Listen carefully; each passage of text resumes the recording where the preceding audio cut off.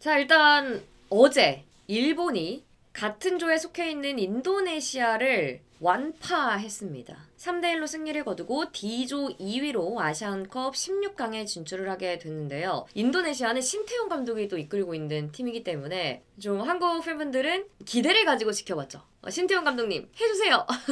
이런 마음으로 지켜봤는데 이변은 일어나지 않았고요. 일본이 3대1로 승리를 거두게 됐습니다. 사실 일본은 이 경기를 앞두고 대거 로테이션을 돌렸어요. 대거 로테이션을 돌렸고 카드 받을 위험이 있었던 옐로우 트러블에 걸려 있었던 선수들은 빼줬습니다. 선발에서. 뭐 예를 들면 우측 윙에서 좋은 활약을 보이고 있는 이토주냐도 빼줬고 스가와라 선수도 빼줬어요. 그러니까 그렇게 옐로우 트러블에 걸린 선수를 빼줬고 또 미나미노 같은 경우에도 1, 2차전 굉장히 또 좋은 활약을 보였고 그리고 일본 전력에서 미나미노가 참 중요한 선수잖아요. 그러다 보니까 3차전에서는 선발에서 뺐습니다. 그래서 대거 로테이션을 선택한 감독 모리아스 하지메 감독이었는데 이 로테이션이 인도네시아에 통했어요. 사실 전력차로 보면 일본이 로테를 돌려도 인도네시아의 승리를 거둘 수 있다라고 판단을 한 것 같고 경기 시작과 동시에 인도네시아가 PK를 내주게 되면서 일본은 비교적 쉽게 이 경기를 치르게 됐습니다. 그렇게 되면서 우에다 아야세 선수가 멀티골을 넣었고 마지막에는 자책골까지 우에다 선수가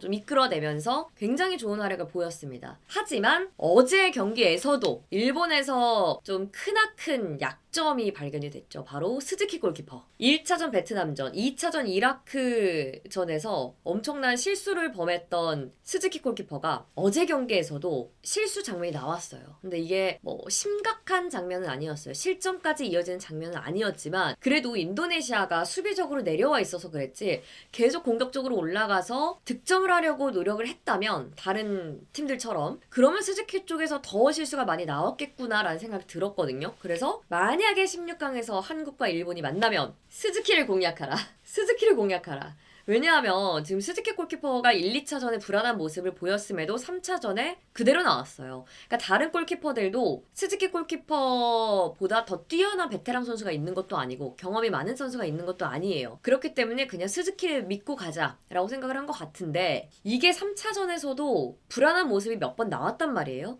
그러면 16강전에서 만약에 한국을 만나면 우리나라도 공격에서 굉장히 날카로운 선수들 많잖아요. 손흥민 선수, 뭐 조규성 선수 또 황희찬 선수, 이강인 선수 등등 공격적으로 올라가서 스즈키 골키퍼 쪽 그리고 수비 쪽을 공략을 하면 이거 승산 있겠다 하는 또 그런 생각도 드는 어제 경기였습니다. 그래서 일본 팬들도 왜 이 선수가 선발로 나오는 거냐, 아시안컵이 경험하는 자리냐, 일본 전체에 더 나은 골키퍼가 한 명도 없냐, 스즈키는 도대체 어떤 슛을 막을 수 있냐, 이런 반응이 지금 일본에서 나오고 있다고 합니다. 그러면서 일본이 16강에 진출은 했지만 추가 시간에 또 실점을 했고 골키퍼 스즈키는 지금까지 3경기에서 5골을 내주면서 계속 실점했다. 3경기 연속 선발이었지만 무실점 경기가 한 번도 없었다라고 좀 현지에서도 지적의 목소리가 나오고 있다고 합니다. 16강에서 일본을 만난다면 스즈키를 공략하라 그런 생각이 또 들었고요. 뭐 쿠보나 토미야스 이런 선수들은 부상에서 돌아와서 좀 몸을 끌어올리고 있는 상태고 그리고 미토마는 어제 경기에서도 나오지 않았는데 아마 16강에서 미토마가 나오지 않을까 16강전에 그렇게 생각을 해보고요.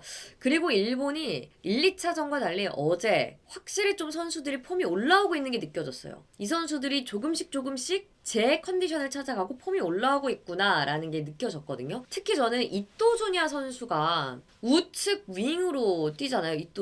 이토주냐를 어떻게 막을 것인가가 16강에서 만난다면 참 중요하겠구나 라는 생각이 들었습니다. 이토주냐, 그러니까 양쪽 윙이 빠르게 올라와서 컷백을 해주거나 안쪽으로 찔러주는 낮고 빠른 크로스, 이게 정말 위협적으로 가거든요. 그래서 이 윙에서 올라오는 플레이, 근데 그걸 막으려면 사실 우리 입장에서 풀백 자리인데 대한민국이 최근에 풀백 쪽에서 부상 선수들이 많이 나오고 있고 풀백의 약점은 아주 예전부터 계속 우리가 가져오고 있던 좀 아쉬운 부분이라서 이 부분이 과연 어떻게 작용을 할까 16강에서 그런 생각이 좀 들었습니다. 그래서 일단 미나미노의 인터뷰를 한번 살펴볼게요. 미나미노도 인터뷰를 했는데 여기서 이제 16강에서 한국을 만날 가능성이 있는데 라는 질문에 만난다면 아마 치열한 경기가 될 것이다. 한국은 아시아 국가 중에 가장 강한 팀이다. 좋은 선수들도 많고 내 친구들도 있다. 아마 한국전은 어려운 게임이 될 것이다. 진짜 어렵지만 개인적으로 황희찬을 경기장에서 볼 수 있으면 기쁠 것이다. 하지만 희찬은 좋은 선수고 우리를 엄청 괴롭힐 선수이기 때문에 솔직히 좀 어렵다. 하지만 경기장에서 만나면 기쁠 것이다. 그리고 황희찬 선수랑 좀 연락은 해봤냐? 라는 질문에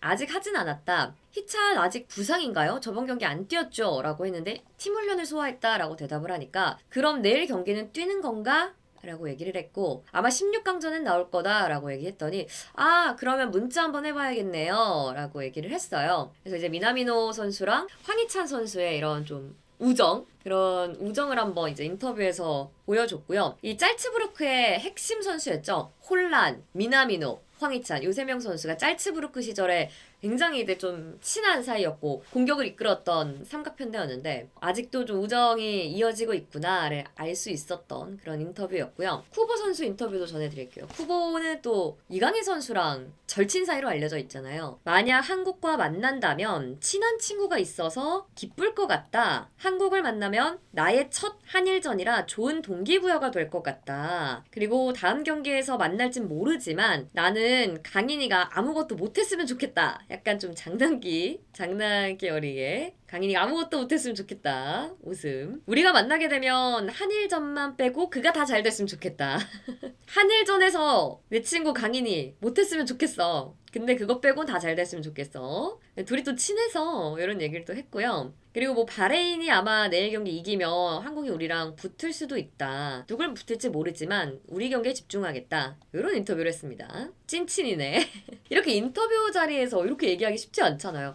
저 만나면 못했으면 좋겠어요. 뭐 이런 말하기 쉽지 않은데 찐친 바이브가 느껴지죠. 둘이 진짜 친해요. 마요르카에서 둘이 만났잖아요. 그래서 둘 다 어렸을 때부터 스페인 뉴스 시스템에서 자라기도 했고 그러다 보니까 둘이 워낙 친하고 잘 연락도 자주 하는 것 같아요. 그래서 맨날 이 SNS로도 소통하고 하잖아요. 그래서 옛날에 이강인 선수가 치킨 광고를 올렸나? 그랬는데 쿠보가 이강인 선수한테 우리 집으로 치킨 한 마리 보내! 라고 이제 댓글을 달았어요. 그리고 맞아요. 레알 소시에다드랑 파리 생제르맹 또 만나죠. 둘이 또 만나요. 만약에 한일전에서 만나고 또 소속팀을 돌아가면 챔스에서 둘이 또 만납니다. 앞으로 자주 만나게 될 이 절친들인데 기대를 해볼게요. 한일전은 이강인 선수가 이깁니다.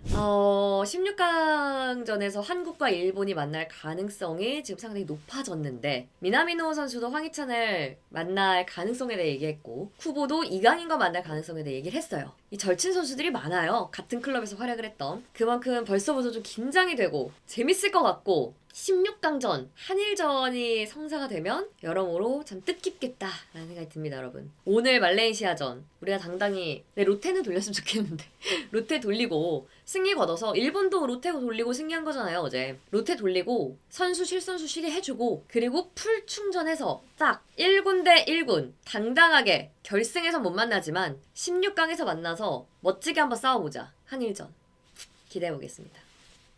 화이팅!